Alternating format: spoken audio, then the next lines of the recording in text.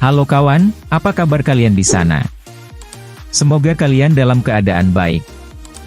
Kali ini kita akan membahas alur film The Equalizer. Film dibuka dengan memperlihatkan kita adegan seorang pria tua yang hidup sendirian di sebuah apartemen.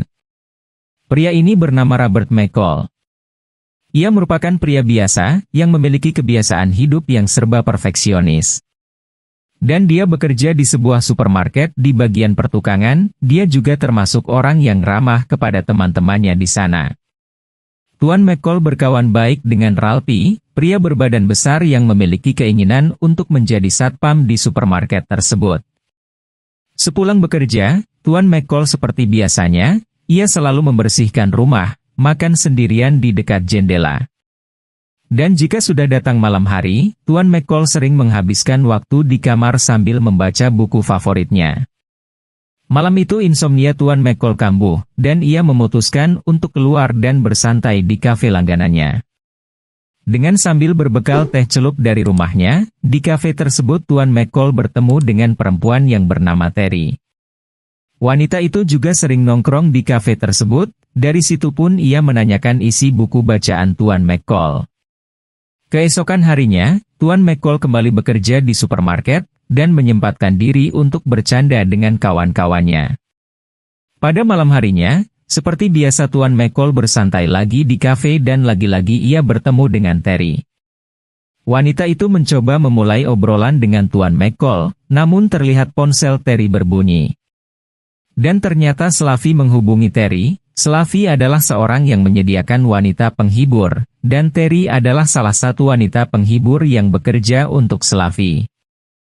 Terlihat di luar toko ada sebuah mobil yang sudah menunggu Terry, dan mobil itu adalah pelanggan Terry yang akan menjemputnya.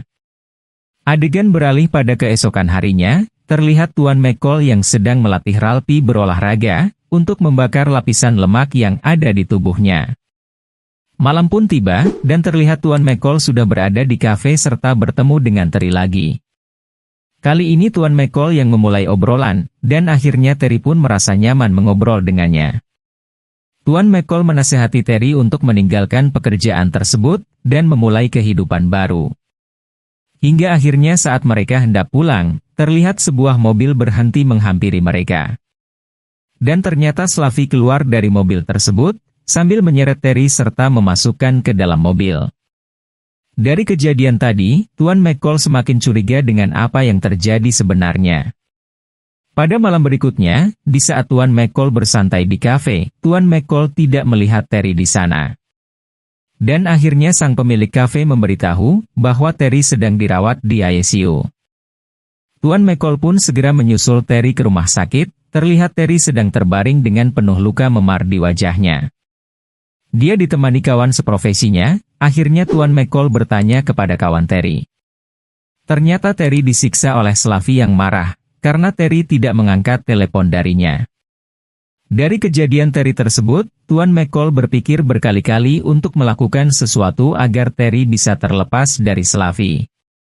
Pada malam itu juga, terlihat Slavi sedang memasuki sebuah restoran bergaya Rusia.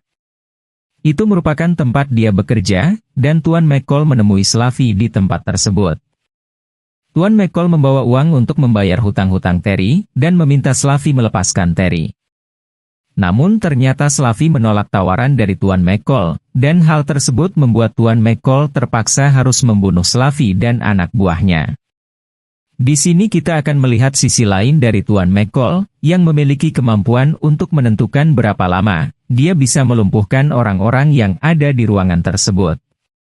Adegan beralih pada keesokan harinya, Tuan McCall melakukan aktivitasnya seperti biasa, ia bekerja lagi dan seolah tidak terjadi apa-apa. Dan di sisi lain, terlihat seorang pria yang turun dari pesawat, dan dia bernama adalah Teddy. Ia merupakan orang kepercayaan seorang bos mafia Rusia. Bosnya menyewa Teddy untuk mengungkap motif di balik kematian Slavi. Ia mencurigai kematian Slavi, karena ada hubungannya dengan persaingan bisnis antar mafia di kota tersebut. Ketika Tuan McCall bekerja, dia tidak melihat Ralphie di sana dan ternyata Ralphie telah mengundurkan diri.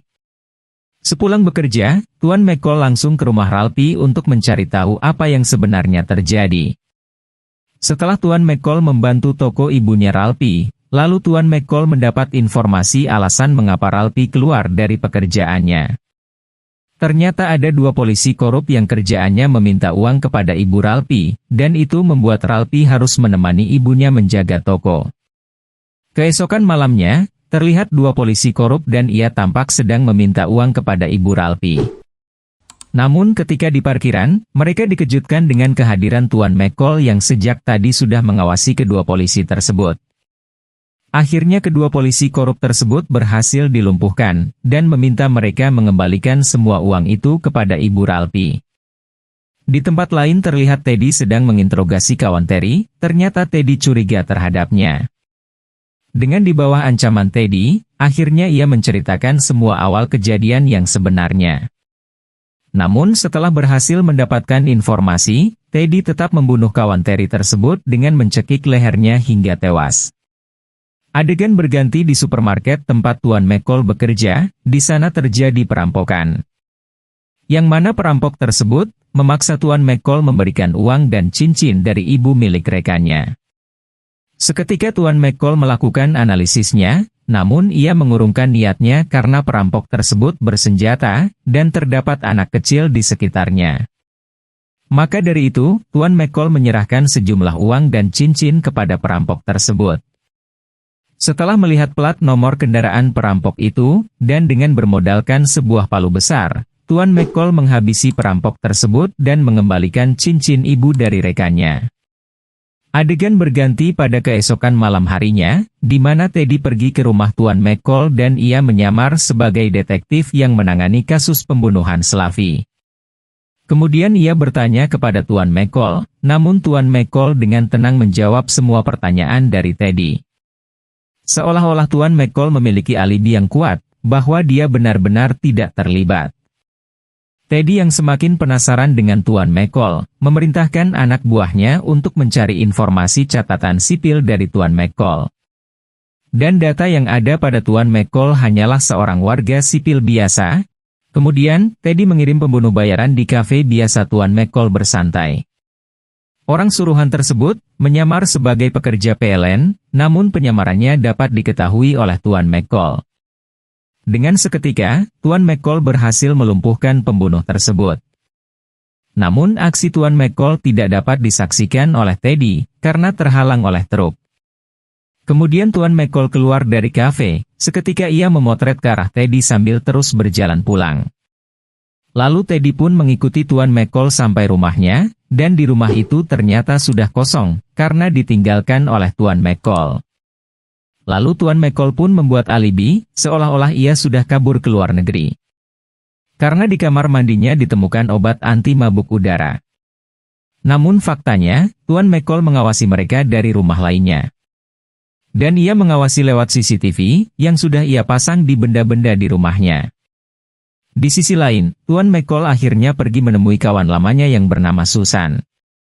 Diketahui Susan bekerja sebagai agen FBI, ia dapat mengumpulkan informasi tentang Teddy dan Pushkin.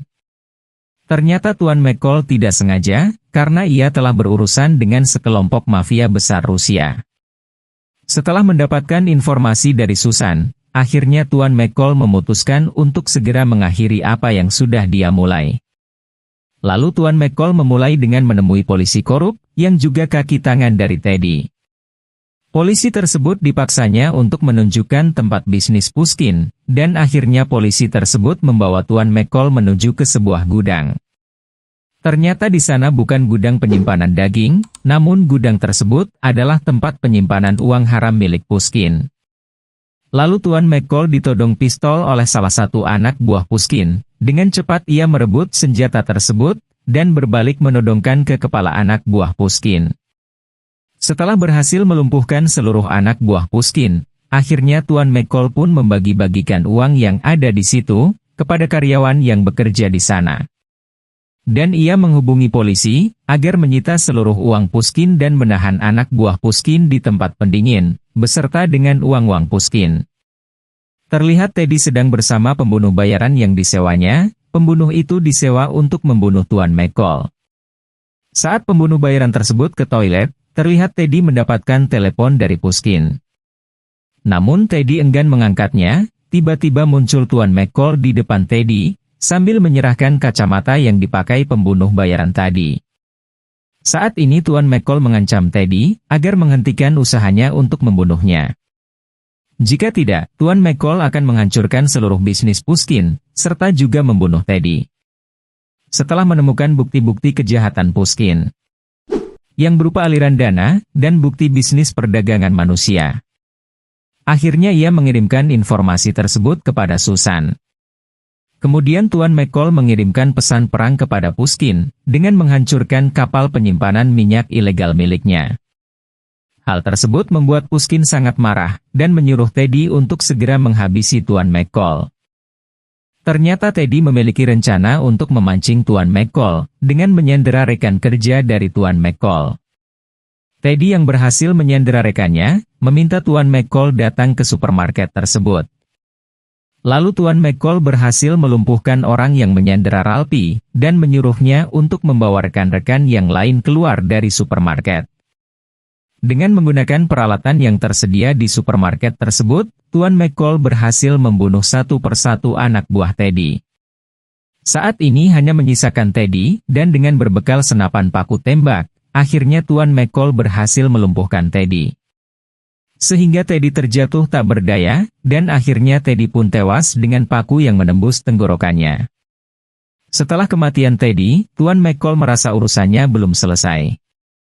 Kemudian Tuan McCall langsung menemui Pushkin di Rusia, dan berhasil membunuh Pushkin dengan cara menyetrumnya saat selesai mandi. Dan film pun selesai. So kawan, gimana ceritanya? Pasti seru kan? Itulah cerita dari film The Equalizer. Sampai bertemu di video selanjutnya. Bye-bye.